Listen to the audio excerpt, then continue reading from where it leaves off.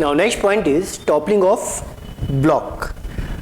Toppling of block का मतलब है कि ब्लॉक का पलट जाना। अब पलटेगा कैसे? मान लीजिए ये हम एक ब्लॉक कंसीडर कर रहे हैं कि ये एक ब्लॉक है और ये इस तरीके से चल रहा है, ये चले जा रहा है, ठीक है, ये चल रहा है। अब अगर आप यहाँ पे कुछ एज लगा दें तो ये क्या करने की टेंडेंसी रखेगा? इस एज के अबाउट टॉपल कर सकता है, इस एज के अबाउट ही क्या कर सकता है? पलट सकता है। मान लीजिए सीधा चल रहा है, यहाँ पर आपने कुछ पार्ट लगा दिया, अब ये इस पार्ट के अबाउट क्या कर सकता है? टॉपल कर सकता है। तो पलटने को हम क्या बोलते हैं? टॉपलिंग। यानी हमें ये देखना है कि कौन कौन से फोर्सेस यहाँ पर एप्लीकेबल हो रहे हैं ब्लॉक के ऊपर जो उसको टॉपल करवा सकते हैं, ठीक है। और अगर टॉपलिंग कराने वाले फोर्स उसको रिस्टोरिंग टॉर्क प्रोवाइड करने वाले फोर्स से ज़्यादा होंगे तो ब्लॉक कर जाएगा टॉपल, और रिस्टोर करने वाला फोर्स अगर ज़्यादा होगा तो ब्लॉक टॉपल नहीं करेगा। तो कंडीशंस के अकॉर्डिंग हमें स्टडी करना है कि ब्लॉक टॉपल करेगा या नहीं करेगा। सेकेंड थिंग ये है कि यहाँ पे दो तरीके की सरफेस आपको मिल सकती है, विद फ्रिक्शन भी मिल सकता है, विदाउट फ्रिक्शन भी मिल सकता है। जो पहले जो हम क्वेश्चन सॉल्व कर रहे हैं यहाँ पे दो कंडीशन बनती है, फर्स्ट विद फ्रिक्शन या without friction. First without friction,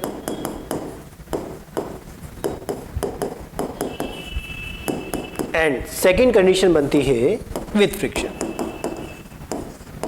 तो न्यूमेरिकल हम दोनों की कंसीडर करेंगे। फर्स्ट हम कंसीडर करें विदाउट फ्रिक्शन ताकि हमें थोड़ा सा आइडिया क्लियर हो कि न्यूमेरिकल में हमें क्या अटेम्प्ट करना है। विद फ्रिक्शन फिर हम उसको अटेम्प्ट कर लेंगे।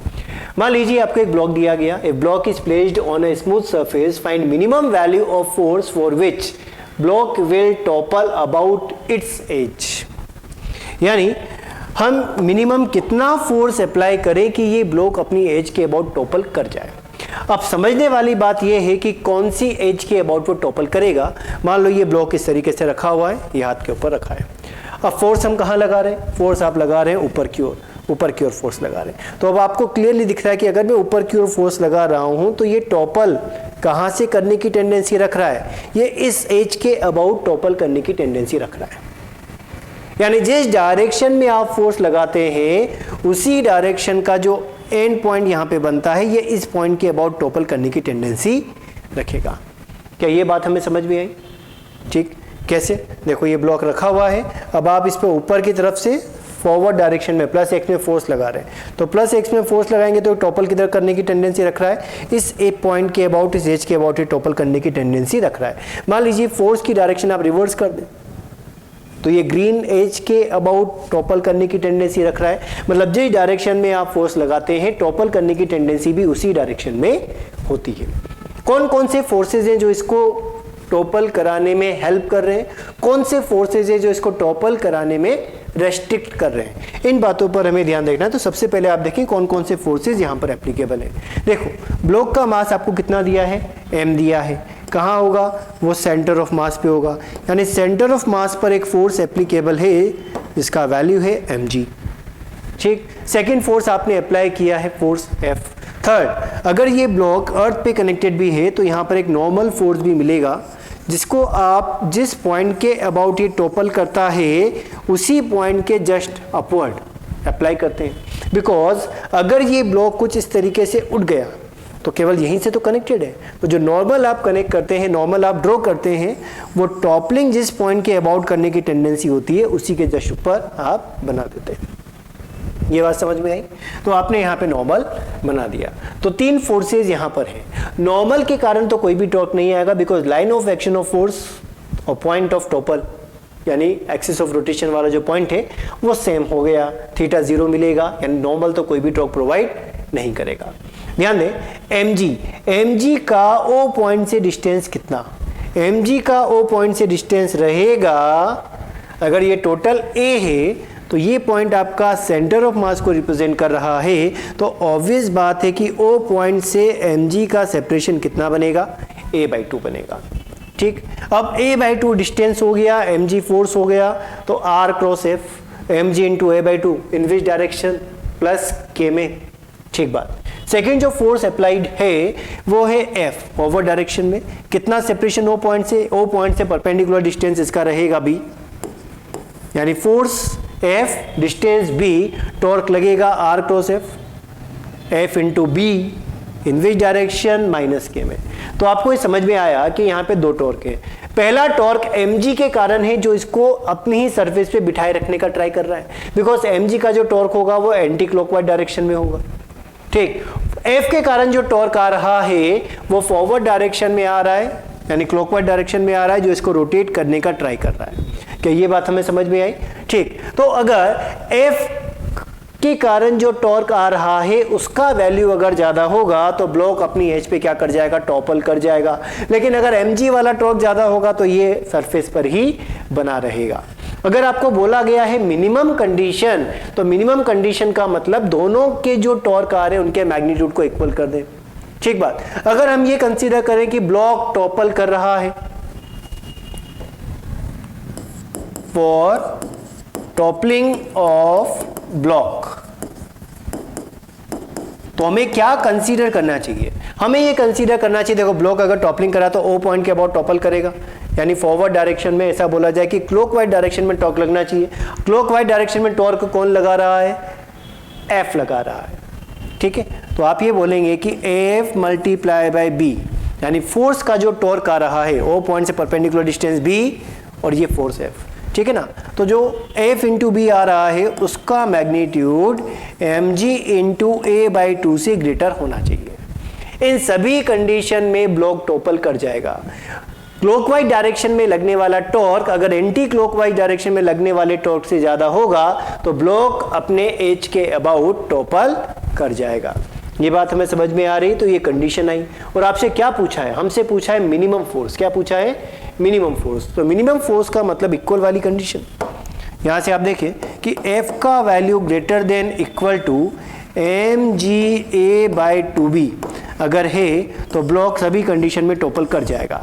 लेकिन अगर आपसे पूछा गया है मिनिमम कंडीशन क्या है, तो मिनिमम कंडीशन आती है इक्वल टू कंडीशन, वैल्यू रहेगा mga by 2b and this is your answer.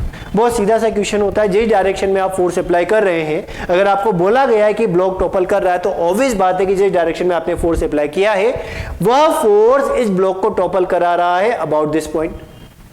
ठीक, तो इस फोर्स का टॉर्क अबाउट द एज जिसके अबाउट वो टॉपल कर रहा है, और सेंटर ऑफ मास का टॉर्क अगर और कोई फोर्स लग रहा है तो उसका भी टॉर्क आप कंपेयर करें। सेम डायरेक्शन वाले फोर्स टॉर्क ऐड हो जाएंगे, अपोजिट डायरेक्शन वाले फोर्स को आप इक्वल टू करके अदर साइड में लिख दें, दोनों को इक्वेट करें, वैल्यू मिल जाएगा। बात समझ में आई? मिनिमम वैल्यू यानी इक्वल में आना चाहिए सभी वैल्यूज, पॉसिबल वैल्यूज। तो इस मिनिमम से ज्यादा अगर कितना भी फोर्स आप अप्लाई करो, मानो मिनिमम वैल्यू है 10 न्यूटन, 10 न्यूटन का फोर्स लगाने पे ब्लॉक टॉपल कर रहा है तो 11 न्यूटन पे भी करेगा, 12 पे भी करेगा, 20 पे भी करेगा, 100 पे भी करेगा। तो मिनिमम वैल्यू आ गई 10, 10 से बड़ी सभी वैल्यूज पर भी ब्लॉक टॉपल कर जाएगा। ठीक बात। तो इस बात का हमें ध्यान रखना है कि टॉर्क जो मिलेगा वो अप्लाइड फोर्सेस का मिलेगा। सबसे पहले तो आप सारे फोर्सेस को बना लो, फिर उन फोर्सेस में से आप देखो कि कौन कौन सेम डायरेक्शन में टॉर्क प्रोवाइड कर रहे हैं। जिनका भी टॉर्क सेम डायरेक्शन में है उन सबको एक साथ लिख दिया जाए, अदर साइड में जो अपोजिट डायरेक्शन में टॉर्क प्रोवाइड कर रहे हैं उन सबके टॉर्क को लिख दिया जाए, इक्वेट कर दिया जाए, मिनिमम वैल्यू में मिल जाएगा। और अगर आपसे पूछा गया कि टॉपल किस किस कंडीशन में कर सकता है, तो टॉपल करने की कंडीशन है कि जिस डायरेक्शन में आप फोर्स लगा रहे हैं इसके टॉर्क को आप डोमिनेटिंग कंसीडर करेंगे और इसका value equal greater than equal to आना चाहिए रिमेनिंग जो अदर साइड में टॉर्क लग रहा है उसकी। देखें इसको, हमें एक ब्लॉक दिया गया जिसका साइड कितना है a। अब स्क्वायर ब्लॉक है, साइड a, तो ये भी a रहेगा, इधर भी a रहेगा। ठीक है ना, तो ये साइड भी कितना है आपका a है। ब्लॉक का मास हमें कितना दिया गया? ब्लॉक का मास हमें दिया गया m। F फोर्स अप्लाई किया गया कितनी डिस्टेंस पर? 3a/4 डिस्टेंस पर आपको फोर्स अप्लाई किया गया। अब आपको ये बोला गया find value of force for which, find value of force for which block of side A begin to top. Begin to top का मतलब जस्ट वो टॉप टिप करना स्टार्ट करे। टिप करना स्टार्ट करने का मतलब वो पलटना स्टार्ट करे। अब अगर हम फोर्स लगा रहे हैं इस डायरेक्शन में प्लस x में, तो टॉपलिंग करने की टेंडेंसी कौन से पॉइंट के अबाउट होगी? ऑब्वियस बात है कि जिस डायरेक्शन में फोर्स लगाते हैं उसी डायरेक्शन में तो टॉपल करेगा, यानी इस पॉइंट के अबाउट इसकी टॉपल करने की टेंडेंसी आएगी। ठीक है, बिगिन टू टिप का मतलब क्या है? बिगिन टू टिप का मतलब है अगेन मिनिमम वैल्यू, यानी जब वो टिप करना स्टार्ट कर दे तो अगेन आपको क्या सोल्व करना है, अगेन हमें एफ मिनिमम ही कैलकुलेट करना है। क्या ये बात हमें समझ में आई? ठीक है, तो अगर ये टॉपल कर रहा है तो ऑब्वियस बात है कि फोर्स, एक्सटर्नल फोर्स जो टॉर्क प्रोवाइड करेगा उसका मैग्नीट्यूड, उसका वैल्यू यहाँ पर mg जो टॉर्क प्रोवाइड करेगा उससे ज़्यादा आना चाहिए, तभी ब्लॉक टॉपल कर सकता है। और आपको क्वेश्चन में दिया गया बिगिन टू टिप, मतलब ब्लॉक तो टॉपल कर रहा है। ठीक बात। तो इस ओ पॉइंट के अबाउट आप देखें, देखो कौन कौन से फोर्सेस। फर्स्ट होगा mg जो सेंटर ऑफ मास पर अप्लाई हुआ है, कितनी डिस्टेंस पर है। अगर ये साइड टोटल a है तो यहाँ डिस्टेंस बनेगा a/2, इसमें कोई डाउट। तो ये कौन सा टॉर्क प्रोवाइड कर रहा है, ये आपको रिस्टोरिंग टॉर्क प्रोवाइड कर रहा है जो इसको ब्लॉक को जमीन पर बिठाए रखना चाहता है। देखो r a/2 force downward direction में r क्रॉस f, तो ये इसको किधर बिठा के रखना चाहता है, जमीन पे बिठा के रखना चाहता है, एंटी क्लॉकवाइज डायरेक्शन में। सेकंड, अगर मैं इस फोर्स की बात करता हूं तो इस फोर्स के कारण कितना टॉर्क आएगा। क्या इस फोर्स को थोड़ा आगे शिफ्ट किया जा सकता है? बिल्कुल, इसके लाइन ऑफ एक्शन के में इसको आगे आप शिफ्ट कर सकते हैं कि यहाँ पर आपने फोर्स अप्लाई किया है, कितने सेपरेशन पर अप्लाई किया है, 3a/4 सेपरेशन पे अप्लाई किया है, कितना टॉर्क ये ओके अबाउट प्रोवाइड करेगा, तो r क्रॉस f, तो वैल्यू रहेगा 3a/4 मल्टीप्लाई बाई f। और कौन सा फोर्स यहाँ पर आएगा, फोर्स यहाँ पर आएगा एक नॉर्मल फोर्स जो इस ओ पॉइंट के बिल्कुल अपवर्ड लगेगा, लेकिन नॉर्मल के कारण यहाँ पे कोई भी टॉर्क नहीं मिलेगा। अब अगर हम ये बोल रहे हैं कि बिगिन टू टिप, इसका मतलब पहले हम कंडीशन देखेंगे किस किस कंडीशन के लिए टॉपल कर सकता है। फॉर टॉपलिंग, एक्सटर्नल फोर्स जो टॉर्क प्रोवाइड करेगा उसका वैल्यू mg का जो टॉर्क आएगा उससे ज्यादा होना चाहिए, तभी आपका ब्लॉक टॉपल कर सकता है। ऐसा आपको न्यूमेरिकल में दिया है कि बिगिन टू टॉप मतलब ब्लॉक टॉपल कर रहा है, तो आपको ये कंसीडर करना पड़ेगा कि फोर्स का जो टॉर्क है उसका मैग्नीट्यूड mg के रिस्टोरिंग टॉर्क से ज्यादा बनेगा। क्या लिखें, f मल्टीप्लाई बाय 3a/4 का magnitude greater than equal to होना चाहिए किससे, mg इंटू a/2 से।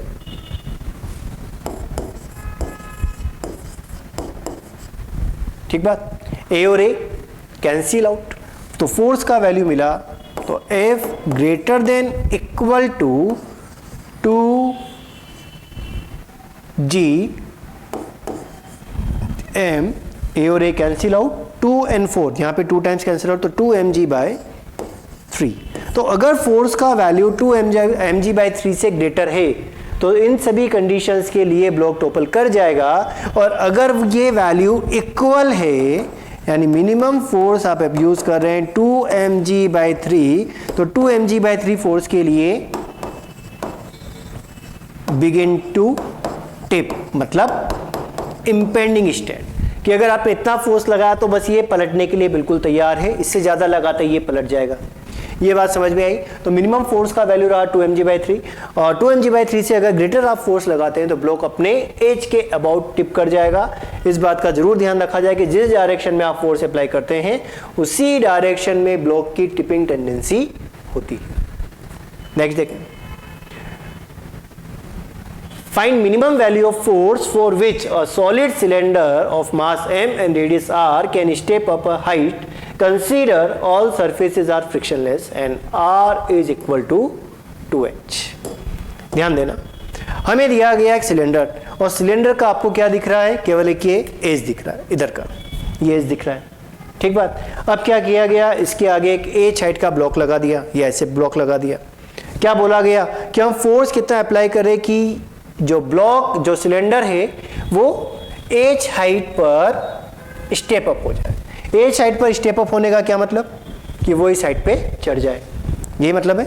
ठीक है, फोर्स आप कहाँ अप्लाई कर रहे हैं, बिल्कुल सेंटर ऑफ मास पे अप्लाई कर रहे हैं। तो देखो कंडीशन क्या बनेगी, कंडीशन कुछ इस तरीके की बनेगी कि अगर हम सेंटर पे फोर्स अप्लाई करें तो ये जो सिलेंडर है वो कुछ इस तरीके से इस हाइट पर चढ़ेगा।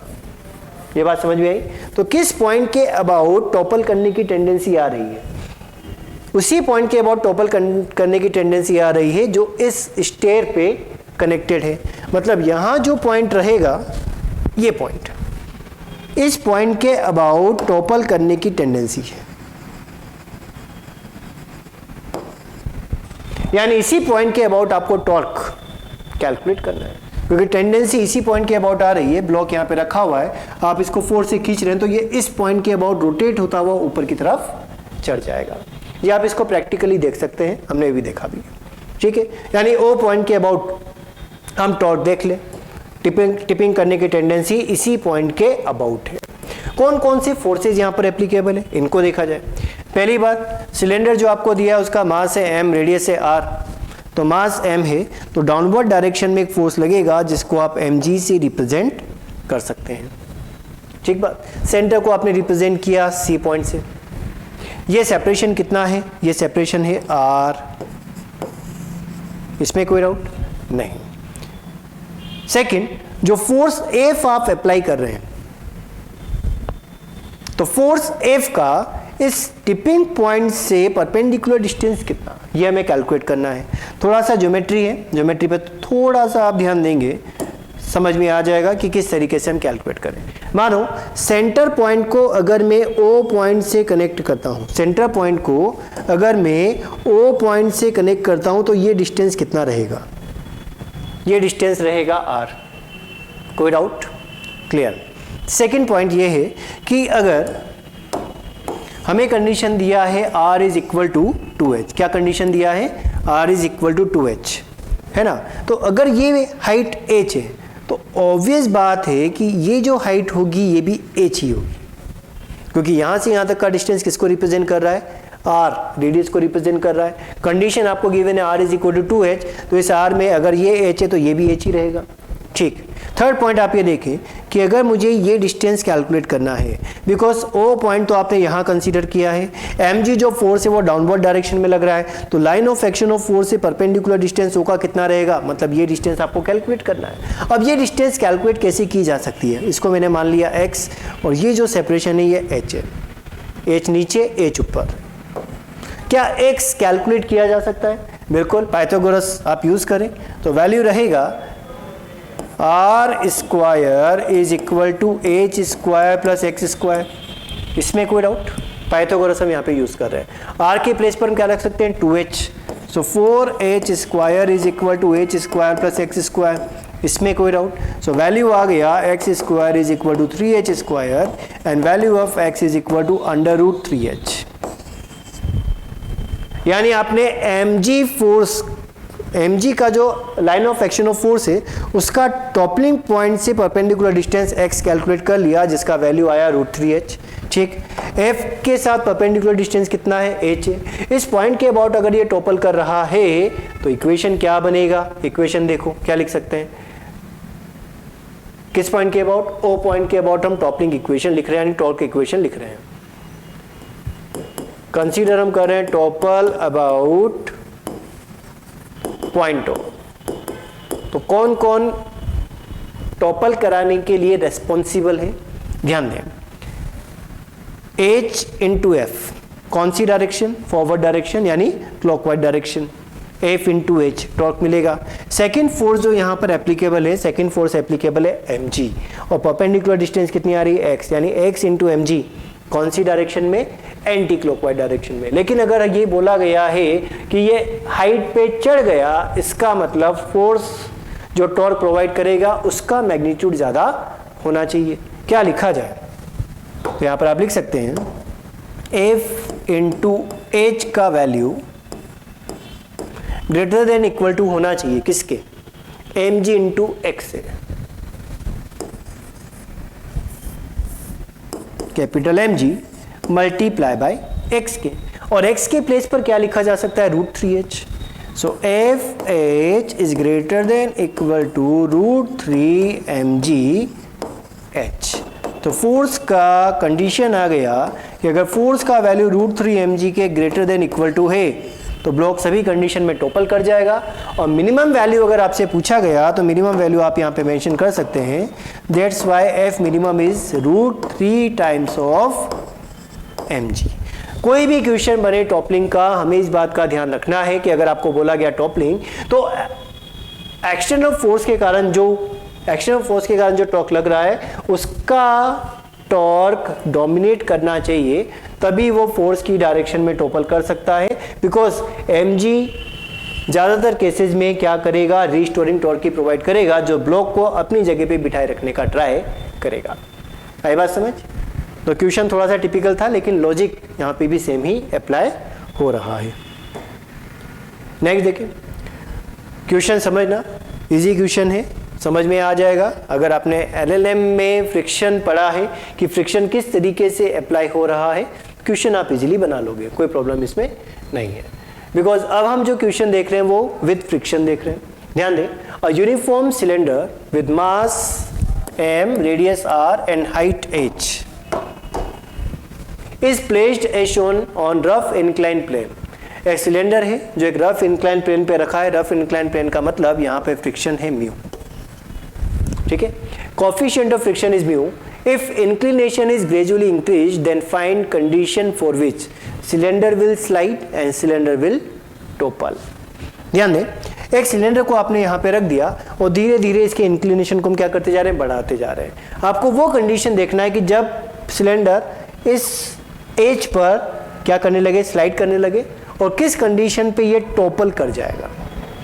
बात समझ में आ रही है? कब तक तो ये नीचे फिसलेगा और किस कंडीशन के बाद ये पलट जाएगा, किस कंडीशन के बाद ये पलट जाएगा। मानो ये सिलेंडर है तो पहले तो क्या कर रहा है, ये स्लाइड कर रहा है ऐसे, फिर एक पर्टिकुलर कंडीशन में आके क्या होगा, ये अपने इस एज के अबाउट टॉपल कर जाएगा, पलट जाएगा। तो दोनों कंडीशन आपको स्टडी यहाँ पर करना है। जो फोर्सेस बन रहे हैं उन पे ध्यान दो। पहली बात ये बताओ कि अगर ये टॉपल करेगा या अगर ये खिसकेगा तो कौन सी डायरेक्शन में खिसकेगा। इसकी खिसकने की डायरेक्शन होगी डाउनवर्ड डायरेक्शन, बिकॉज यहाँ पे फोर्स लग रहा है, ध्यान से समझना, ये एक mg फोर्स लग रहा है, ठीक है। अब इस mg के दो कंपोनेंट आप कर सकते हैं। इंक्लिनेशन की डायरेक्शन में कंपोनेंट बनता है mg sine theta and downward direction में कंपोनेंट बनता है mg कॉस थीटा। क्या इसमें कोई डाउट नहीं? टॉपल अगर ये करेगा सिलेंडर तो टॉपल करने की टेंडेंसी इसी पॉइंट के अबाउट होगी, बिकॉज और कोई फोर्स यहाँ पे लग नहीं रहा है, खुद के वेट के कारण ये नीचे की तरफ स्लाइड करेगा। और अगर ये कंपोनेंट ग्रेटर हो जाएगा, मतलब इस फोर्स का जो टॉर्क है अगर वो ग्रेटर हो जाएगा रिस्टोरिंग टॉर्क से, तो ये टॉपल कर जाएगा और कोई फोर्स यहाँ पर एप्लीकेबल नहीं है। इसका मतलब mg साइन थीटा को ही आपको यहाँ पर कंसीडर करना पड़ेगा। तो यहाँ पे ये एक नॉर्मल फोर्स लगेगा जिसको आपने n से रिप्रेजेंट कर दिया। सरफेस विद फ्रिक्शन दिया है, विदाउट फ्रिक्शन दिया है। सरफेस हमें विद फ्रिक्शन दिया है तो ऑब्वियस ये कि यहाँ पर एक फ्रिक्शन फोर्स भी लगेगा जो फॉरवर्ड डायरेक्शन में फोर्स के अपोजिट डायरेक्शन में लगेगा, जो मोशन का अपोज करेगा। कितने वैल्यू का लगेगा? वैल्यू रहेगा म्यू n। क्या बात समझ में आई? और n का वैल्यू कितना? n का वैल्यू रहेगा mg cos थीटा। बहुत सिंपल सा क्वेश्चन है। अगर आपने एफबीडीए बना लिया तो कंडीशन वैसे ही बन रही है। पहली कंडीशन क्या है, किस कंडीशन के लिए सिलेंडर स्लाइड करेगा, किस कंडीशन के लिए सिलेंडर स्लाइड करेगा। अब मुझे बताओ स्लाइड कब करेगा। स्लाइड करने का मतलब है कि एक्सटर्नल फॉरवर्ड डायरेक्शन में लगने वाला फोर्स बैकवर्ड डायरेक्शन में लगने वाले फोर्स से ज़्यादा हो जाए तो क्या कर जाएगा, स्लाइड कर जाएगा। फॉरवर्ड डायरेक्शन में कौन सा फोर्स लग रहा है, क्योंकि अगर यहाँ पे आपने सिलेंडर रखा तो सिलेंडर किधर स्लाइड करेगा, नीचे की ओर। नीचे की ओर कौन सा फोर्स लग रहा है, mg साइन थीटा। तो सिंपल सा मुझे तो एक पॉइंट समझ में आता है कि अगर mg साइन थीटा का वैल्यू म्यू n के ग्रेटर या इक्वल हो जाए तो ये स्लाइड करने लग जाएगा। इक्वल टू वाली कंडीशन कौन सी, इंपेंडिंग स्टेट की, बिल्कुल स्लाइड करने के लिए तैयार, बिल्कुल स्लाइड करने के लिए तैयार। तो mg sine theta value greater than equal to mu mg cos theta.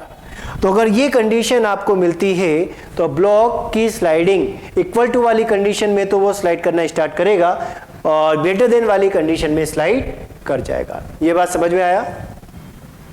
ठीक है। तो आपसे कंडीशन कौन सी पूछी गई है, कंडीशन हमसे पूछा गया है कि सिलेंडर विल स्लाइड, यानी सिलेंडर स्लाइड करना स्टार्ट कर दे। इक्वल टू वाली कंडीशन कौन सी होती है, इक्वल टू वाली कंडीशन होती है इंपेंडिंग स्टेट, जब वो जस्ट स्लाइड करना स्टार्ट कर रहा है, जस्ट वो स्लाइड करना स्टार्ट कर रहा है। तो अगर आपको बोला गया सिलेंडर विल स्लाइड, इसका मतलब कंडीशन हमें कौन सी कंसीडर करनी है। देखो mg कैंसिल आउट हो जाएगा तो कंडीशन रहेगी, या भी कैंसिल आउट हम कर देंगे अभी, कि mg sine theta is equal to mu cos theta, mu M G cos theta. और यही कंडीशन आपको स्टार्टिंग से लेते हुए चलना है, क्योंकि आपको क्या बोला गया स्लाइड, इक्वल वाली कंडीशन किसकी आती है, इंपेंडिंग की आती है। तो हम क्या करें, यहाँ सब जगह ये इक्वल वाला साइन हटा दें कि अगर फॉरवर्ड डायरेक्शन में फोर्स बैकवर्ड डायरेक्शन में फोर्स से ज़्यादा होगा तो ब्लॉक क्या करेगा, स्लाइड करेगा। अब यहाँ से आप कैलकुलेट कर सकते हैं, वैल्यू रहेगा tan theta sin theta by cos theta, tan theta because mg हो जाएगा कैंसिल आउट, यानी tan थीटा का वैल्यू अगर ग्रेटर देन म्यू है तो ब्लॉक स्लाइड करना स्टार्ट कर देगा। आई बात समझ। Second condition, cylinder will topple. Second condition, cylinder will topple. अब ये बिगन टू टोपल नहीं लिखा है, यानी टोपल किस कंडीशन पे कर जाएगा वो हमें देखना है। तो यहां पे ये इस O पॉइंट के अबाउट टोपल करेगा, इसमें कोई डाउट, ठीक बात। सिलेंडर का रेडियस कितना दिया है, सिलेंडर का रेडियस दिया है r। ध्यान दें, ये है इसका सेंटर ऑफ मास। कौन कौन से दो फोर्सेस यहां पर एप्लीकेबल हैं, या कितने फोर्सेस यहां पर एप्लीकेबल हैं। एक फोर्स एप्लीकेबल है नॉर्मल फोर्स, लेकिन नॉर्मल फोर्स का लाइन ऑफ एक्शन इस O पॉइंट के अबाउट ही है, सेम एक्सिस पर है, तो इसके कारण जो टॉर्क मिलेगा वो जीरो, ठीक है, यानी टॉर्क अबाउट नॉर्मल कितना रहेगा, जीरो रहेगा। सेकंड, यहाँ पर एक फ्रिक्शन फोर्स भी लग रहा है, देखो म्यू एन, लेकिन इसका भी line of action of force same axis पर है। इसका मतलब फ्रिक्शन के कारण या म्यू एन के कारण जो टॉर्क लग रहा है उसका वैल्यू भी कितना रहेगा, जीरो रहेगा। तो इन दोनों का टॉर्क तो आ गया जीरो। ये बात समझ में आई, क्योंकि line of action of force and point same है, थीटा बन रहा है जीरो, तो नॉर्मल का और फ्रिक्शन का जो टॉर्क है वो तो आ गया जीरो। कौन से दो फोर्स बचे हैं, फोर्स यहाँ पे बचा है कि बचा है mg sin थीटा, दूसरा बचा है mg cos theta. mg sin theta का परपेंडिकुलर डिस्टेंस कितना, ये इसका line of action of force, ये है पॉइंट O। सिलेंडर का हाइट हमें कितना दिया है h, तो यहाँ से यहाँ तक का जो सेपरेशन बचेगा वो कितना रहेगा, h/2 रहेगा, ठीक बात। mg cos थीटा, तो mg cos थीटा ऑब्वियस बात है कि हम बात कर रहे हैं डायमीटर पे, तो यहाँ से यहाँ तक का टोटल कितना है 2r, और अगर ये सेंटर ऑफ मास से लाइन पास हो रही है तो ऑब्वियस बात है कि O पॉइंट से mg cos थीटा का जो डिस्टेंस बनेगा वो रहेगा r, और mg cos थीटा ब्लॉक को बिठाने का ट्राई करेगा और mg sin थीटा ब्लॉक को पलटाने का ट्राई करेगा। मतलब जो टॉपलिंग होगा वो किसके कारण आपको मिल रहा है, mg sin theta into h के कारण। ब्लॉक को बिठाए रखने के लिए कौन रेस्पॉन्सिबल, mg cos थीटा। तो अगर mg sin थीटा का टॉर्क ज्यादा होगा तो ब्लॉक क्या कर जाएगा, टॉपल कर जाएगा। ध्यान दें, तो mg sin थीटा हाइट कितनी h/2, जो टॉर्क प्रोवाइड कर रहा है वो mg cos theta multiply by r से ग्रेटर होना चाहिए। तो इस कंडीशन में ब्लॉक क्या करेगा, टॉपल कर जाएगा। कंडीशन क्या रही, mg cancel out, tan theta का वैल्यू 2r/h से अगर ग्रेटर है, tan थीटा का वैल्यू अगर 2r/h से ग्रेटर है तो ब्लॉक क्या कर जाएगा, टॉपल कर जाएगा। आई बात समझ। तो टॉपल कर रहा है, इसका मतलब एक्सटर्नल फोर्स जो लग रहा है उसका टॉर्क टिपिंग पॉइंट के अबाउट ग्रेटर होना चाहिए रिस्टोरिंग टॉर्क से। mg cos थीटा यहाँ पे रिस्टोरिंग टॉर्क प्रोवाइड कर रहा है जो ब्लॉक को अपनी जगह पे बिठाने का ट्राई करेगा। देखो ये r है, इधर mg cos थीटा है, इसको कौन सी डायरेक्शन में टॉर्क प्रोवाइड कर रहा है, क्लॉकवाइज डायरेक्शन में, और mg sin theta into h/2 कौन सी डायरेक्शन में टॉर्क प्रोवाइड कर रहा है, एंटी क्लॉकवाइज डायरेक्शन में। तो अगर ब्लॉक इंक्लाइन प्लेन पे रखा है तो ऑब्वियस बात है कि एंटी क्लॉकवाइज डायरेक्शन में जो टॉर्क होगा वो इसको टॉपल कराएगा। ठीक बात, दोनों कंडीशंस समझ में आई, नोट करें। तो हमने लास्ट क्लास में समझा था टॉर्क, और टॉर्क के बाद नया टॉपिक है एंगुलर मोमेंटम। ठीक, जिस तरीके से आपने एलएलएम में पढ़ा था मोमेंटम, मोमेंटम आपने क्या बोला था, quantity of motion of translatory motion, quantity of motion of translatory motion, तो वो आपने पढ़ा था ट्रांसलेटरी मोशन के लिए जब आप फोर्स अप्लाई करते हैं। अब हम अप्लाई करें टॉर्क अप्लाई करने से बॉडी के अंदर रोटेशन की टेंडेंसी आ गई है, तो एंगुलर मोमेंटम जो टर्म है, angular momentum of a rigid body is measure of quantity of rotational motion in a body, quantity of rotational motion in a body, यानी किसी भी मोशन में रोटेशनल मोशन की कितनी क्वांटिटी है। जैसे आपने देखा था ट्रांसलेटरी मोशन की कितनी क्वांटिटी, उसको आपने रिप्रेजेंट किया था m इंटू वी वैक्टर से, है ना, मैग्नीट्यूड आया था मास इंटू वेलोसिटी mv, जिसको आपने p मोमेंटम से रिप्रेजेंट किया था। सेम अब हमें देखना है कि रोटेशनल मोशन की कितनी क्वांटिटी बॉडी के अंदर आ रही है। ध्यान दें, हमने ओरिजिन से पोजीशन वेक्टर r पर एक पार्टिकल लिया और इस पार्टिकल का मोमेंटम हमने कंसीडर कर लिया, मान लीजिए p, ये p वेक्टर इसके मोमेंटम को रिप्रेजेंट कर रहा है, लीनियर मोमेंटम, जिसको आप लिखते हैं m into V vector. Clear? Angle हमने कंसीडर किया एंगल थीटा यहां पर, ठीक बात। अब डेफिनेशन के अकॉर्डिंग हमें क्या लिखना है? पहली बात, एंगुलर मोमेंटम को रिप्रेजेंट किया जाता है एल वेक्टर से, और एल वेक्टर का वैल्यू अकॉर्डिंग टू डेफिनेशन बनता है, ध्यान से समझना, L vector is equal to R vector cross P vector, R vector cross P vector, जहां पे पी वेक्टर मोमेंटम को रिप्रेजेंट करता है। So the value is M vector is equal to R vector, क्या लिखें आगे, पी वेक्टर को आप लिख सकते हैं cross M V vector. Clear? और लिख सकते हैं आप इसको M V vector, sorry M R vector cross V vector. ठीक है, तो एंगुलर मोमेंटम एक एक्सियल वेक्टर क्वांटिटी है। एक्सियल वेक्टर क्यों है? चलो अभी आप ये समझें कि एंगुलर मोमेंटम एक वेक्टर क्वांटिटी है जिसका मैग्नीट्यूड हम कैलकुलेट कर सकते हैं M V R sine theta से, बिकॉज वी और आर के बीच में कुछ ना कुछ एंगल होगा। अभी आप यहाँ पे देखेंगे साइन थीटा किस तरीके से आता है। और अगर मुझे वेक्टर फॉर्म में ही कैलकुलेट करना है, R vector given P vector given, तो यूज करेंगे आर क्रॉस पी, और अगर वेलोसिटी वेक्टर गिवन है, आर वेक्टर गिवन है, तो यूज करेंगे M R vector cross V vector. ठीक बात। अब पॉइंट आप समझिए, मान लीजिए मैं इस P के कंपोनेंट करता हूं, तो P के अगर दो कंपोनेंट किए जाएं तो P के दो कंपोनेंट बनेंगे। फर्स्ट कंपोनेंट रहेगा P sine theta and second component रहेगा P कॉस थीटा। ठीक बात। और दोनों काम क्या करें? क्रॉस प्रोडक्ट करें। क्या करें? Cross product. ठीक बात। आर क्रॉस पी दोनों का क्रॉस प्रोडक्ट है। अब क्रॉस प्रोडक्ट में वैल्यू आती है आर पी साइन थीटा। इसका मतलब आर वेक्टर पी वेक्टर के बीच में अगर एंगल 0 डिग्री है, यानी अगर ये पैरेलल है, तो उससे हमें आंसर कितना मिलेगा? 0 मिलेगा, बिकॉज साइन 0 इज 0। लेकिन अगर आर वेक्टर और पी वेक्टर के बीच में एंगल 90 डिग्री आता है तो वैल्यू हमें मैक्सिमम मिलती है। तो हमें करना क्या है? या तो आप पी के कंपोनेंट कर लें परपेंडिकुलर टू आर, तो भी आपको वैल्यू मिलेगी आर पी साइन थीटा, या ऐसा किया जा सकता है कि आर के कंपोनेंट कर लें जो पी की लाइन ऑफ एक्शन पर आ रहे हैं। लाइन ऑफ एक्शन के परपेंडिकुलर ओरिजिन से कितना डिस्टेंस, तो यहाँ पे वेक्टर रहेगा आर का थीटा की डायरेक्शन में आर कॉस थीटा, और यहाँ से यहाँ तक का डिस्टेंस ये बनेगा आर साइन थीटा। तो या तो आर परपेंडिकुलर क्रॉस पी किया जाए या आर क्रॉस पी परपेंडिकुलर किया जाए, आंसर के अंदर कोई भी चेंज नहीं आता है।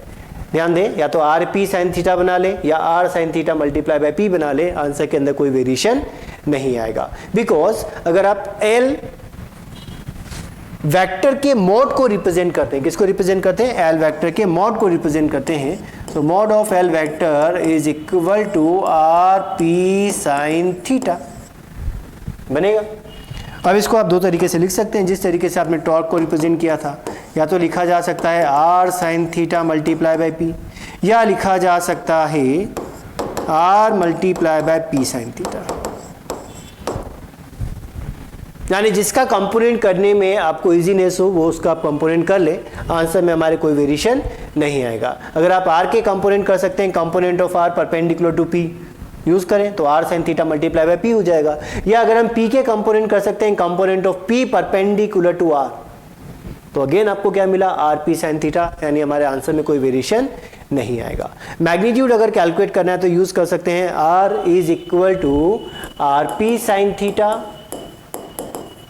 या यूज किया जा सकता है पी के प्लेस पर अगर हम एम वी रख दें तो M V R sine theta.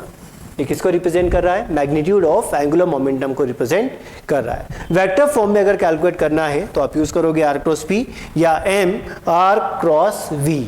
ध्यान रखना हम क्रॉस प्रोडक्ट करें तो v क्रॉस r परफॉर्म मत करना, अदरवाइज आंसर हमारा रॉन्ग आएगा, क्योंकि जो एक्सिस बनेगा वो अपोजिट एक्सिस आ जाएगा। सेकेंड थिंग समझे, वेक्टर क्वांटिटी तो हमें समझ में आ रही है, लेकिन किस तरीके का वेक्टर है वो भी हमें समझना जरूरी है। देखिए ये तो है r, ये है आपका p वेक्टर, तो r की तरफ फार्म करके p की तरफ फिंगर्स को अगर मैं कर्ल करूं तो थंब किस डायरेक्शन को रिप्रेजेंट कर रहा है? आउटवर्ड डायरेक्शन को रिप्रेजेंट कर रहा है। आउटवर्ड डायरेक्शन का मतलब है कि यहां हमें मिलेगा dot, anti clockwise outward direction, यानी जो L वेक्टर का डायरेक्शन रहा इस गिवन डायग्राम के लिए डायरेक्शन आपको मिलेगा प्लस k कैप में। इसका मतलब ये एक एक्सियल वेक्टर है, दैट मीन्स L वेक्टर हमेशा उस प्लेन में लाइक उस प्लेन के परपेंडिकुलर लाइक करेगा जिस प्लेन में R vector and P vector होंगे। ठीक बात। Next, angular momentum is an axial vector, angular momentum is an axial vector and its direction is perpendicular to the plane containing R cross V। अब इस बात को यहाँ पे समझे, मान लीजिए R वेक्टर इस डायरेक्शन में, P वेक्टर अपवर्ड डायरेक्शन में, तो अगर मैं R क्रॉस P परफॉर्म करता हूँ तो मुझे एंगुलर मोमेंटम कौन सी डायरेक्शन में मिला?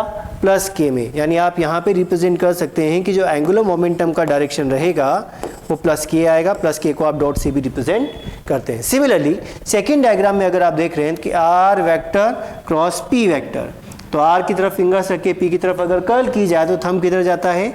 इन्वर्ट जाता है। इसका मतलब यहाँ आपको एंगुलर मोमेंटम कौन सी डायरेक्शन में मिला?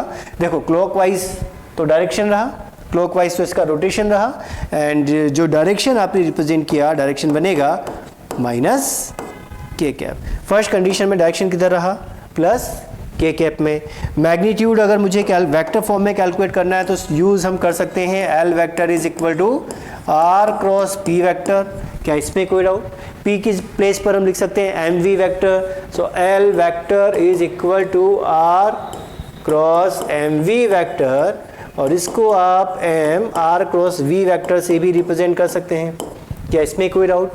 मैग्नीट्यूड अगर कैलकुलेट करना है तो मैग्नीट्यूड बनता है M V R sine theta. इसमें कोई डाउट नहीं। अब बात करें हम यूनिट की कि इसका यूनिट क्या बन सकता है। ठीक है, तो यूनिट मास किलोग्राम में, वेलोसिटी मीटर पर सेकंड में, और आर डिस्टेंस को रिप्रेजेंट करता है तो वो भी आएगा मीटर में। यानी यहाँ पर यूनिट बनेगा किलोग्राम मीटर स्क्वायर पर सेकेंड। ठीक बात। तो यूनिट हम यहाँ पे रिप्रेजेंट करें, unit of angular momentum kilogram metre square पर सेकेंड। यह एंगुलर मोमेंटम की यूनिट को रिप्रेजेंट करता है। ठीक बात, समझ आया? Next, rate of change of angular momentum with respect to time is known as torque of net force acting on the body। यानी टॉर्क को हम dl/dt से भी रिप्रेजेंट कर सकते हैं, जहां पर l एंगुलर मोमेंटम को रिप्रेजेंट करेगा। किस तरीके से सॉल्व करें देखिए ध्यान से। हमें कैलकुलेट करना है dl/dt, ठीक है, और l एक वेक्टर क्वांटिटी है, इसको आप रिप्रेजेंट कर सकते हैं d/dt of r cross mv vector. अब हमें यहाँ पे क्रॉस प्रोडक्ट परफॉर्म करना है, तो ये वैल्यू आ गया आपका a क्रॉस b, और d/dt हमें परफॉर्म करना है। So is equal to d r vector by dt cross mv vector.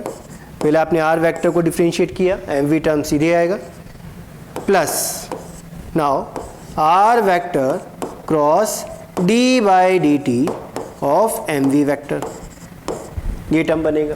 ध्यान दें dr/dt किसको रिप्रेजेंट करता है? dr/dt आपके v वेक्टर को रिप्रेजेंट करता है। सो v vector cross mv vector first term, plus r vector cross mass constant है, मास बाहर आ गया, और dv/dt रिप्रेजेंट करता है एक्सेलरेशन को, ठीक है। So R vector cross M A vector बना, clear. So v cross v हमें कितना रिजल्ट देगा, v क्रॉस v आपको रिजल्ट देगा 0 plus r cross m vector m multiply by a vector, mass into acceleration किसको रिप्रेजेंट करता है, force vector को रिप्रेजेंट करता है। तो ये रिलेशन आपको मिला कि dl/dt अगर हम परफॉर्म करते हैं तो वैल्यू बनता है r vector cross f vector, और r vector cross f vector आप किसको रिप्रेजेंट करते हैं, टॉर्क को रिप्रेजेंट करते हैं। So dl vector by dt is equal to torque vector, यानी rate of change of angular momentum with respect to time is known as torque of net force acting on a body. Important equation है, ध्यान रखना, torque is equal to dl/dt। Magnitude अगर देखना है तो directly आप लिख सकते हैं torque is equal to dl/dt, numerical में यही यूज आता है। क्लियर पॉइंट, कोई डाउट? सिंपल डिफरेंशिएशन हमने परफॉर्म किया है, v क्रॉस v 0 हो गया, और m इंटू ए वेक्टर यानी मास इंटू एक्सेलरेशन को फोर्स से रिप्रेजेंट किया, r क्रॉस f आपका टॉर्क को रिप्रेजेंट करता है। So dl/dt is equal to torque. Angular momentum of a rigid body, ठीक है। तो मान लीजिए हमने यहाँ पे कोई रिजिड बॉडी कंसीडर किया, एक रिजिड बॉडी आपने यहाँ पे कंसीडर कर लिया, and this is axis of rotation, ठीक है, ये रोटेट कर रहा है ओमेगा से। कोई डाउट यहाँ तक? ठीक है। अब हमें क्या करना है, हमें एंगुलर मोमेंटम कैलकुलेट करना है इस रिजिड बॉडी का। तो यहाँ पर आपने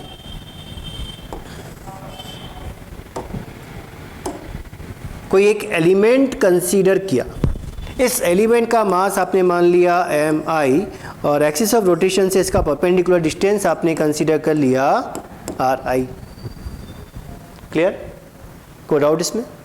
ठीक। अब हम क्या चाहते हैं, इसका moment of angular momentum calculate करना चाहते हैं। सो एंगुलर मोमेंटम आप किस तरीके से रिप्रेजेंट कर सकते हैं, ध्यान देना। आपने लिखा था L is equal to M V R sine theta, clear. और v और r के बीच में एंगल वो थीटा रिप्रेजेंट होता है, theta is the angle between v vector and r vector. तो अगर ये रिजिड बॉडी इस तरीके से रोटेट कर रही है तो ऑब्वियस बात है कि इस पार्टिकल का जो रोटेशन होगा वो सर्कुलर पाथ पर होगा, और सर्कुलर पाथ पर होगा तो इसका वेलोसिटी मुझे यहाँ पे कहीं मिलना चाहिए, यानी v वेक्टर और r वेक्टर के बीच में, v वेक्टर और r वेक्टर के बीच में एंगल कितना रहेगा, वो 90 डिग्री बनेगा। यानी एंगुलर मोमेंटम हम कैलकुलेट करेंगे mvr से, बिकॉज थीटा का वैल्यू यहाँ पर कितना बन रहा है, 90 डिग्री बन रहा है। ये बात समझ आई? ठीक है। तो आपने इस पर्टिकुलर पार्टिकल के लिए एंगुलर मोमेंटम लिखा, जिसको आप रिप्रेजेंट कर सकते हैं एलिमेंटल एंगुलर मोमेंटम। तो एलिमेंटल एंगुलर मोमेंटम को आपने रिप्रेजेंट किया dl से, और वैल्यू आपको मिला mi v ri vi ri। कोई डाउट इसमें? ठीक है। अब वेलोसिटी को क्या लिखा जा सकता है, वेलोसिटी को इन टर्म्स ऑफ ओमेगा आप लिख सकते हैं v is equal to R omega. तो यहाँ पे टर्म बनेगा आपके पास mi ri omega vi। Clear? So dl, value dl आपके पास आ गया mi ri square omega. Elemental angular momentum, ये जो एलिमेंट आपने कंसीडर किया है mi मास का, उसका एंगुलर मोमेंटम आपके पास आ गया mi ri square multiply by omega. ठीक है। तो कंप्लीट एंगुलर मोमेंटम अगर हमें कैलकुलेट करना है तो सभी पार्टिकल के मोमेंट ऑफ, आप इसको ऐसा देख सकते हैं कि mi ri स्क्वायर है, ये मोमेंट ऑफ इनर्शिया हो गया पर्टिकुलर पार्टिकल का। ठीक है। तो अगर मुझे कंप्लीट एंगुलर मोमेंटम कैलकुलेट करना है तो सभी पार्टिकल का mi ri स्क्वायर मुझे ऐड करना पड़ेगा कि फर्स्ट पार्टिकल के लिए इतना है और टिल n पार्टिकल्स। और mi ri स्क्वायर किसको रिप्रेजेंट करता है, ये बॉडी के नेट मोमेंट ऑफ इनर्शिया को रिप्रेजेंट करता है विद समेशन साइन। तो यहाँ पे रिजल्ट रहा L is equal to i omega. ठीक है। So angular momentum of any rigid body हम कैलकुलेट कर सकते हैं L is equal to I omega से, और किसी पर्टिकुलर पार्टिकल के लिए कैलकुलेट किया जा सकता है mvr से। किसी पर्टिकुलर पार्टिकल के लिए किससे कैलकुलेट किया जा सकता है? mvr से। अब यहाँ पर आप ध्यान से समझना, मान लीजिए मैंने रिजिड बॉडी बोला, न्यूमेरिकल में क्या लिखा है? Rigid body. तो रिजिड बॉडी के लिए आप लिख सकते हैं for rigid body L is equal to I omega, जहां पर I मोमेंट ऑफ इनर्शिया को रिप्रेजेंट करेगा about given axis of rotation. जो भी एक्सिस बॉडी के लिए दिया गया है, जिस एक्सिस के अबाउट वो रोटेट कर रहा है, उस एक्सिस के अबाउट आप बॉडी का मोमेंट ऑफ इनर्शिया कैलकुलेट करें, ओमेगा से मल्टीप्लाई करें, आपको L मिल जाएगा। लेकिन अगर आपको डिस्क्रीट पार्टिकल्स दिए गए और आपको वेलोसिटी और R दिया गया है, तो आप यूज कर सकते हैं mvr भी, और v के प्लेस पर R ओमेगा भी पुट किया जा सकता है। यानी पॉइंट ये बनता है कि अगर आपको फॉर पार्टिकल कैलकुलेट करना है, so for particle angular momentum बनता है या तो हम mvr यूज करें, वेलोसिटी पता है, R पता है, m पता है, तो mvr यूज कर लें, और अगर आपको R पता है, ओमेगा पता है, मास पता है, तो फिर आप यूज कर सकते हैं mr स्क्वायर ओमेगा। तो रिजिड बॉडी के लिए तो आपने कैलकुलेट किया आई ओमेगा, ठीक है, लेकिन किसी पर्टिकुलर पार्टिकल का एंगुलर मोमेंटम अगर आपको सोल्व करना है, तो आप यूज कर सकते हैं mvr या mr स्क्वायर ओमेगा भी। ध्यान रखना, न्यूमेरिकल में आप इजीली पढ़ें, ध्यान से पढ़ें कि रिजिड बॉडी दिया गया है, डिस्क दिया है, रिंग दिया है, स्फीयर दिया है, रोड दिया है, या कोई पर्टिकुलर मास दिया है कि एक पार्टिकल जिसका मास m है, वो v वेलोसिटी से r डिस्टेंस पे रोटेट कर रहा है, तो फिर आप एंगुलर मोमेंटम कैलकुलेट करने के लिए क्या यूज करेंगे? mvr यूज करेंगे। ठीक बात। तो L आपने कैलकुलेट किया r क्रॉस p से, L वेक्टर बना r vector cross mv vector. Magnitude अगर आपको सॉल्व करना है तो वैल्यू रहा mvr sin theta. mvr sin theta किसको रिप्रेजेंट करता है? मैग्नीट्यूड को रिप्रेजेंट कर रहा है। इतनी बात समझ में आई? नाउ पॉइंट इज थीटा क्या है? थीटा इज एंगल बिटवीन, आप बोल सकते हैं r vector and p vector, या ऐसा बोला जा सकता है between r vector and v vector. r और p वेक्टर के बीच का एंगल दिया है, वो भी थीटा ही बनेगा, या r और v वेक्टर के बीच का अगर एंगल नॉन है तो उसको भी आप थीटा से ही रिप्रेजेंट करेंगे। अब मैग्नीट्यूड वाइज यहाँ पे दो कंडीशन बनती है। अगर थीटा का वैल्यू 0 तो एंगुलर मोमेंटम कितना बनेगा? 0। थीटा का वैल्यू 90 तो एंगुलर मोमेंटम कितना रहेगा? mvr। और ये एंगुलर मोमेंटम की मैक्सिमम वैल्यू है और 0 इसका मिनिमम वैल्यू है। वेक्टर किस तरीके का है? एक्सियल वेक्टर है। सॉल्व कैसे करेंगे? r क्रॉस p से सॉल्व करेंगे कि r की डायरेक्शन में तो पाम रखेंगे, p की डायरेक्शन में या वेलोसिटी की डायरेक्शन में फिंगर्स को कर्ल कर देंगे। थंब जिस डायरेक्शन को रिप्रेजेंट करेगा वो एंगुलर मोमेंटम का डायरेक्शन बनेगा। वेक्टर फॉर्म में कैलकुलेट करना है तो r क्रॉस p से सॉल्व किया जा सकता है। मैग्नीट्यूड सॉल्व करना है तो mvr sin थीटा सॉल्व किया जा सकता है। थीटा किसके बीच का एंगल है? r वेक्टर p वेक्टर या r वेक्टर v वेक्टर के बीच का एंगल है।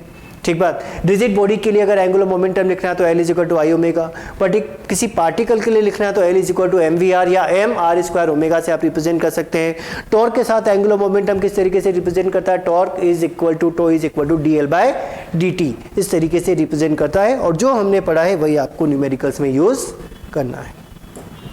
ध्यान दें, a particle of mass m moving along line y is equal to b with constant velocity v, find angular momentum of particle about origin. यानी origin के about इस particle का हमें क्या करना है? एंगुलर मोमेंटम कैलकुलेट करना है। ठीक है, हमने यहां पर एंगल कंसीडर किया कि एंगल बन रहा है लेट्स से थीटा। ठीक बात। क्या कर सकते हैं? देखो m इंटू वी वेक्टर ये मोमेंटम को रिप्रेजेंट करेगा। ठीक, और हमें सॉल्व क्या करना है? हमें सॉल्व करना है L vector is equal to m r vector cross v vector. या तो हम ऐसे सॉल्व करें या फिर दूसरा तरीका सॉल्व करने का, मैग्नीट्यूड अगर आप देखें तो मैग्नीट्यूड मिलता है mvr sin थीटा। ठीक, और इसमें आप लिख सकते हैं या तो m v परपेंडिकुलर r या m L is equal to m v r perpendicular. दोनों में से जो भी आप कैलकुलेट कर पाए, या तो r का component perpendicular to v solve कर ले या component of v perpendicular to r solve कर ले। दोनों में से आप जो भी सॉल्व करेंगे आपको आंसर मिल जाएगा। ध्यान दें आप। देखो v वेलोसिटी तो आपको दिख रही है कि y is equal to B line के अलोंग ये चल रहा है, ठीक है, ये आपका r, क्लियर। अब मुझे वह बताएं कि मान लो ये थीटा नहीं दिया होता, अगर ये थीटा नहीं दिया होता, ये तो मैंने मेंशन किया, लेकिन अगर ये नहीं दिया होता तो भी क्या आप इस क्वेश्चन को सॉल्व कर पाते? कैसे? देखो ध्यान से, मुझे एक बात बताएं कि पार्टिकल का मोमेंटम किस डायरेक्शन में? पार्टिकल का मोमेंटम है प्लस एक्स एक्सिस में, वैल्यू कितना उसका m इंटू वी, डायरेक्शन किधर? आई कैप, बात समझ आई? ठीक। अब यहां से ओरिजिन का परपेंडिकुलर डिस्टेंस कितना? तो परपेंडिकुलर डिस्टेंस रहेगा यही y is equal to B, यानी यहां का जो r का कंपोनेंट बनता r साइन थीटा, उसका वैल्यू भी किसके इक्वल आता? b के इक्वल ही आता। तो अगर थीटा नहीं भी दिया है तो भी सॉल्व किया जा सकता है, आप इस फैक्टर को यूज कर रहे हैं, सो वैल्यू बन जाएगा l इज इक्वल टू, अब हम मैग्नीट्यूड में सॉल्व करें या वेक्टर में सॉल्व करें, दोनों तरीके से सॉल्व किया जा सकता है, हम दोनों ही प्रोसेस से कैलकुलेट कर लेते हैं, ठीक बात, ध्यान दें। मान लीजिए हम वेक्टर फॉर्म में कैलकुलेट कर रहे हैं, तो वैल्यू क्या लिखोगे? मास गिवन है आपके पास, आर वेक्टर परपेंडिकुलर डिस्टेंस की अगर मैं बात करूं तो परपेंडिकुलर डिस्टेंस किधर आ रही है? बी आ रही है, क्या लिखा जाए इसको? बी कौन सी डायरेक्शन में? जे में, और पी कौन सी डायरेक्शन या वी कौन सी डायरेक्शन में?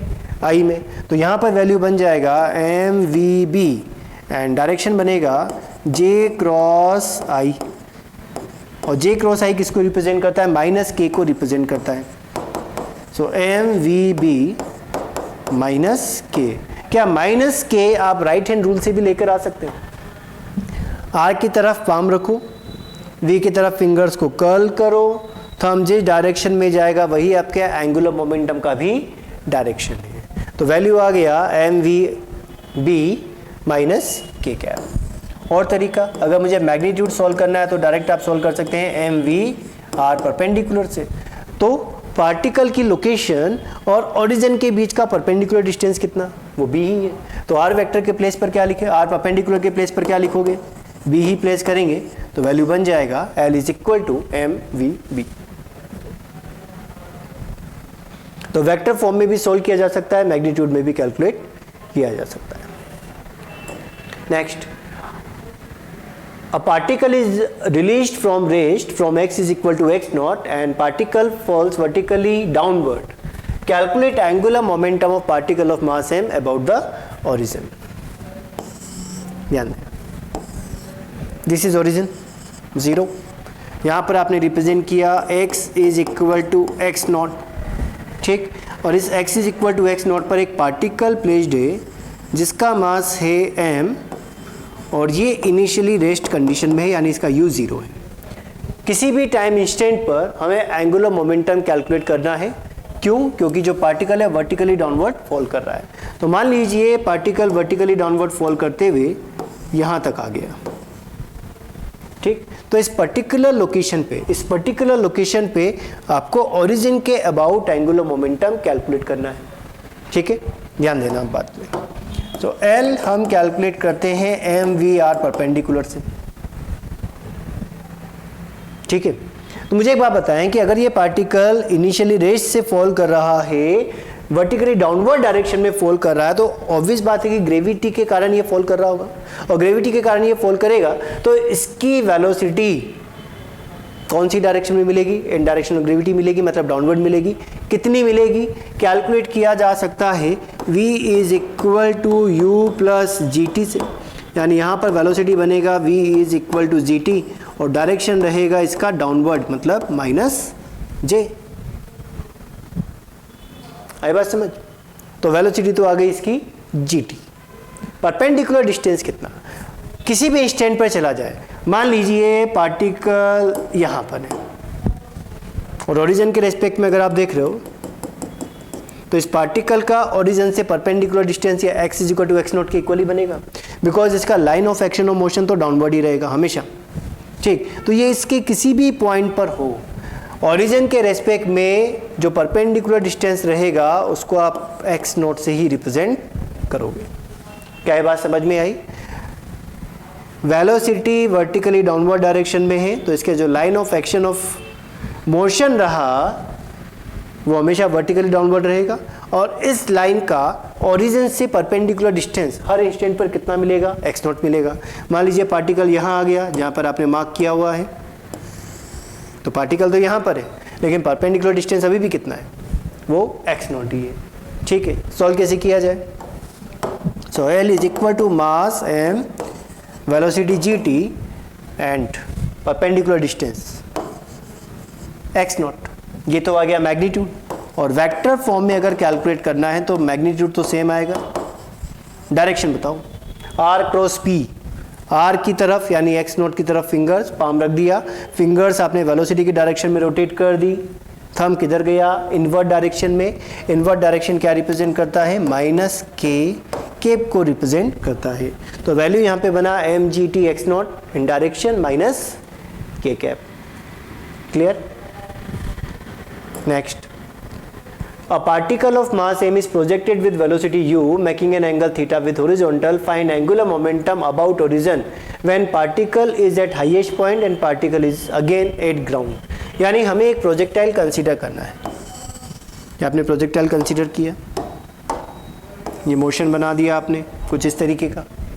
ठीक है, किसको प्रोजेक्ट किया? एक m मास के पार्टिकल को आपने प्रोजेक्ट किया विद स्पीड या velocity u making an angle theta. किन दो पॉइंट पर आपको एंगुलर मोमेंटम कैलकुलेट करना है? एक है highest point, second when particle again eight ground. जब ये पार्टिकल हाईएस्ट पॉइंट पर होगा इसका मतलब वो यहां पर कहीं होगा। हाईएस्ट पॉइंट कब आता है? रेंज के हाफ पर आता है, यानी यहां से यहाँ तक का जो सेपरेशन रहेगा उसका वैल्यू कितना, r/2। क्लियर? और ये जो हाइट होता है ये मैक्सिमम हाइट होता है, मतलब आप इसको h से रिप्रेजेंट करते हैं। मैक्सिमम हाइट या हाईएस्ट पॉइंट आपको रेंज के हाफ पर मिलता है। प्रोजेक्टाइल में हम ये समझ चुके हैं। सेकेंड पॉइंट आपको बोला गया when particle is again eight ground, यानी पार्टिकल जब मोशन करता हुआ यहाँ तक आ जाएगा, तो ये इसका सेकेंड पॉइंट बनेगा। यानी दो पॉइंट आपके पास आ गए। दिस इज फर्स्ट पॉइंट जहाँ पर आपको एंगुलर मोमेंटम कैलकुलेट करना है, and this is second point जहाँ पर हमें एंगुलर मोमेंटम कैलकुलेट करना है। क्लियर? ये बात समझ में आई? अब एंगुलर मोमेंटम कैलकुलेट करने के लिए किस किस की रिक्वायरमेंट है? m, v और r परपेंडिकुलर। ध्यान दें, प्रोजेक्टाइल मोशन में पार्टिकल की हॉरिजॉन्टल वेलोसिटी कंपोनेंट कभी भी चेंज नहीं होता है। तो इनिशियल वेलोसिटी कंपोनेंट यहाँ पर था u cos theta and perpendicular component बनेगा u sin theta. Highest point पर आके परपेंडिकुलर कंपोनेंट तो हो जाता है 0, लेकिन हॉरिजॉन्टल कंपोनेंट में कोई चेंज नहीं आता।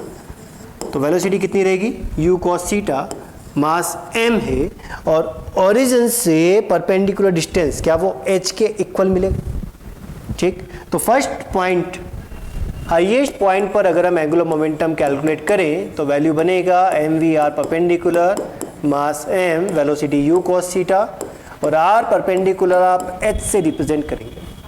और प्रोजेक्टाइल के केस में हाइट आप सॉल्व कैसे करते हैं? mu cos थीटा, और हाइट सॉल्व की जाती है u square sine square theta by 2g से। सो फर्स्ट केस में हमें एंगुलर मोमेंटम मिला mu cube sine square theta cos theta by 2g। कोई डाउट? m v r और r होना चाहिए, मतलब v और r एक दूसरे के परपेंडिकुलर होने चाहिए। सेकेंड पॉइंट आपको दिया गया यहाँ पर। अब अगर मैं इस पॉइंट पे वेलोसिटी कंपोनेंट्स की बात करता हूँ तो एक कंपोनेंट तो आपको मिलेगा जो u cos थीटा होगा, क्योंकि अगर वो सेम लेवल पर आ गया तो सेम लेवल पर वेलोसिटी भी सेम ही हो जाती है। तो u cos थीटा मिलेगा, और एक कंपोनेंट मिलेगा आपको डाउनवर्ड डायरेक्शन में जिसको आप रिप्रेजेंट करेंगे u sin थीटा से। तो पार्टिकल का जो मोशन डायरेक्शन ऑफ मोशन है वो सेकेंड पॉइंट पे किधर है? डाउनवर्ड डायरेक्शन में है। और ओरिजिन से यहाँ तक का परपेंडिकुलर डिस्टेंस कितना है? परपेंडिकुलर डिस्टेंस आप रिप्रेजेंट कर सकते हैं रेंज से, यानी r से। ओरिजिन से सेकेंड पॉइंट का परपेंडिकुलर डिस्टेंस क्या रेंज के इक्वल मिलेगा? बिल्कुल मिलेगा। तो अगर मुझे सेकेंड लोकेशन पे एंगुलर मोमेंटम कैलकुलेट करना है तो फॉर्मेट अभी भी सेम ही रहेगा, L is equal to mv r vector, r perpendicular, value put करें, m वेलोसिटी कितना, u साइन थीटा। अब साइन थीटा कंपोनेंट क्यों लिया, इस पे भी बात करो, क्योंकि ओरिजिन के रेस्पेक्ट में अगर आप देख रहे हैं तो ये u cos थीटा कंपोनेंट कितना एंगल बन रहा है, ये है r, ये u cos थीटा, दोनों के बीच में एंगल 0 डिग्री, और 0 डिग्री होने से रिजल्टेंट 0, तो आपको कंपोनेंट कौन सा यूज करना पड़ेगा, perpendicular component, so m v perpendicular. And अब हम बात करें r की, तो परपेंडिकुलर डिस्टेंस यानी रेंज के इक्वल, रेंज कितना रहेगा, u square sine 2 theta by g, value बन जाएगा m u cube sign theta, अब साइन 2 थीटा बाय जी। ठीक है, तो अगर आपको थीटा गिवन है तो आप वैल्यू पुट करें, आंसर मिल जाएगा। थीटा गिवन नहीं है तो फिर अननोन टर्म में ही हमें आंसर देना पड़ेगा। बस बेसिक कॉन्सेप्ट इस बात का ध्यान रखना है कि या तो एम वी आर परपेंडिकुलर कर दें या M V perpendicular multiply by R कर दें, जो भी आप सॉल्व कर पा रहे हैं। v आपको पता है u cos थीटा, तो यहाँ से ओरिजिन से परपेंडिकुलर डिस्टेंस किसके इक्वल आएगा, हाइट के इक्वल आएगा, तो m u cos theta multiply by height. Second point, जब ये ग्राउंड पर वापस आ गया तो वेलोसिटी के दो कंपोनेंट आपने कर दिए, u cos theta and u sin theta, तो यहाँ से यहाँ तक का परपेंडिकुलर डिस्टेंस कितना रहा, वो कैपिटल R के इक्वल रहा, तो कैपिटल R और ये u sin थीटा एक दूसरे के परपेंडिकुलर कंपोनेंट है, दोनों को आपने मल्टीप्लाई किया विद मास, हमें आंसर मिला। नेक्स्ट क्वेश्चन, हमें एक पुली दी गई है, पुली का रेडियस है 2 मीटर और मोमेंट ऑफ इनर्शिया गिवन है 20 किलोग्राम मीटर स्क्वायर।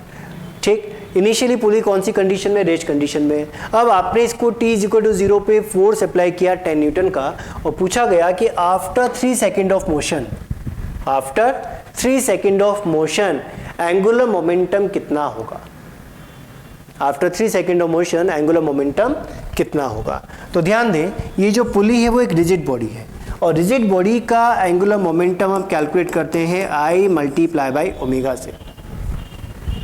पुली रिजिड बॉडी है और रिजिड बॉडी का एंगुलर मोमेंटम सॉल्व किया जाता है I मल्टीप्लाई बाय ओमेगा से, जहां पर I क्या रिप्रेजेंट करता है, मोमेंट ऑफ इनर्शिया को रिप्रेजेंट करता है, जो आपको दिया गया है। लेकिन ओमेगा के बारे में हमें इंफॉर्मेशन नहीं है कि ओमेगा हम किस तरीके से कैलकुलेट करें।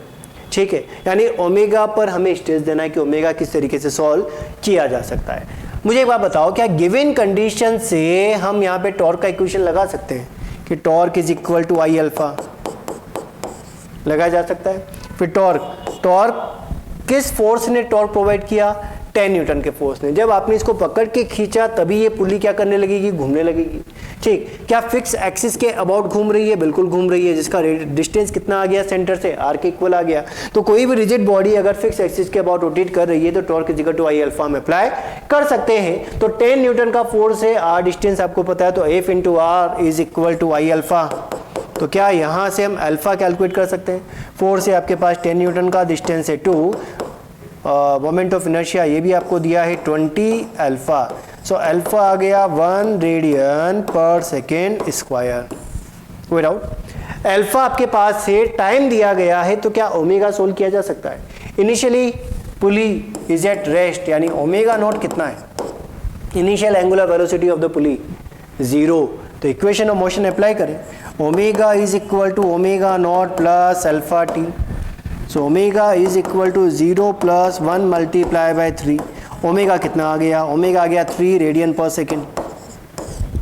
और ओमेगा अगर आपने कैलकुलेट कर लिया, मोमेंट ऑफ इनर्शिया पहले से दिया हुआ है, तो एंगुलर मोमेंटम सॉल्व किया जा सकता है। 20 multiply by 3 value 60 kilogram metre square पर second.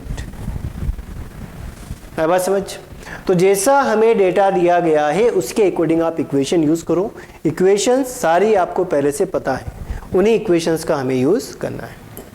Next, a spherical shell has radius 2 metre, torque of 1000 newton metre gives the shell and angular acceleration of 10 radian per second square about an axis passing through its center of mass। सबसे पहले हमें consider करना है shell. ठीक है, shell पे आपने एक एक्सिस बनाया जो इसके सेंटर ऑफ मास से पास हो रही है। ठीक, और ये जो शेल है ये रोटेट हो रहा है 10 रेडियन पर सेकेंड स्क्वायर के एंगुलर एक्सेलरेशन से। इस शेल का रेडियस कितना दिया गया है? शेल का रेडियस आपको दिया गया है 2 मीटर, ठीक है। और कितना टॉर्क इस पर अप्लाई किया? 1000 न्यूटन इंटू मीटर का टॉर्क आपने इस पर अप्लाई किया हुआ है। क्या पूछा गया?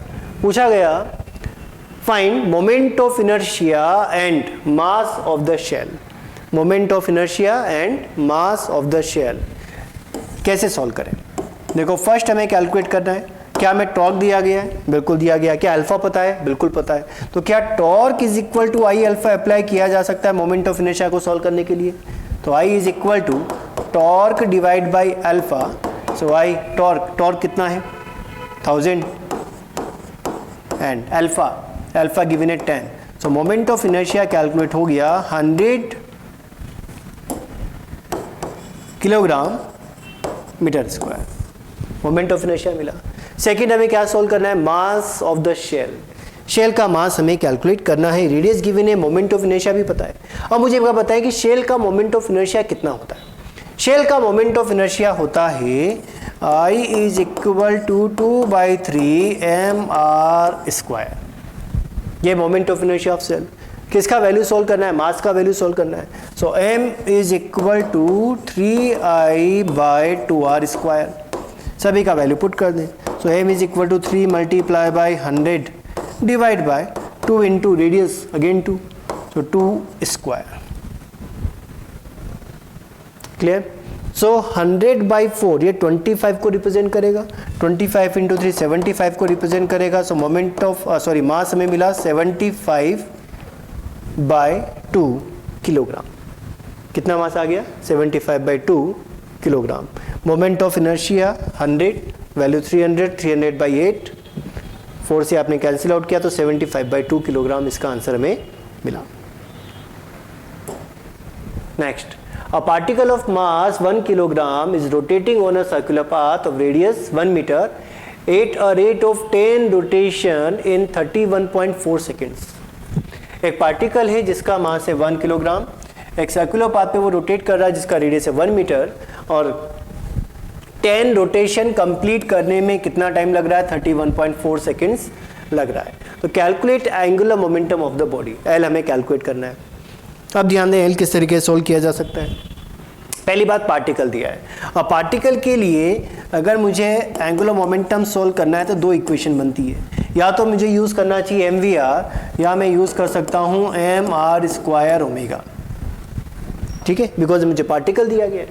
पार्टिकल दिया है तो एंगुलर मोमेंटम या तो एम वी आर से सोल्व करें या mr² ओमेगा से कैलकुलेट करें। इसमें कोई डाउट? ठीक। क्या हमें मास दिया गया है? बिल्कुल। आर दिया गया है? बिल्कुल दिया गया है।